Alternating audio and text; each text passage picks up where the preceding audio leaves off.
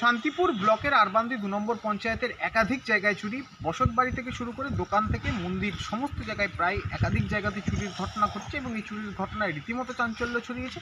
শুধু তাই নয়, এই চুরিকে কেন্দ্র করে রীতিমতো এলাকাবাসী ভীত সন্ত্রস্ত। তারা জানাচ্ছেন একই রাতে এতগুলো চুরির ঘটনা। তবে এলাকায় যদি পুলিশ প্রশাসনের টহল আরও বাড়ে সেক্ষেত্রে এই চুরির ঘটনা কম হবে। শুধু তাই নয়, এই চুরিকে যাতে বন্ধ করতে পুলিশ বিশেষ পদক্ষেপ নেয়, অর্থাৎ এলাকায় এই শীতকালে বিশেষ করে চুরির ঘটনা বেশি ঘটে বিভিন্ন জায়গাতে, কারণ মানুষ শীতে ঘুমায় আর তখনই চোরের দল এই সর্বনাশ করে।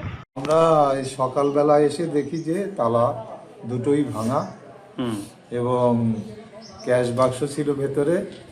ক্যাশ বাক্সর মধ্যে বেশ কিছু টাকা ছিল, তো গোনা থাকে না, তো হলো একটা আন্দাজ করা যায় ৮-১০ হাজার, এরকম ২-৫ হাজার ভক্তরা টাকা দিয়ে যায়, সেই হিসাবেই থাকে। ও আমাদের অনুষ্ঠানের সময় খোলা হয়, যার জন্য কত ছিল বলাটা মুশকিল। মন্দিরে তো লাইট জ্বলছে তো।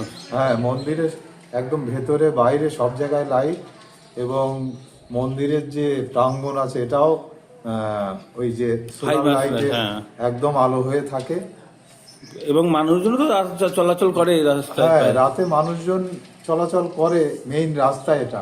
যদিও এই এলাকায় এই চুরির ঘটনার পরেই পুলিশ তদন্তে নেমেছে এবং চোরের দলকে খোঁজার চেষ্টা করছে শান্তিপুর থানার পুলিশ।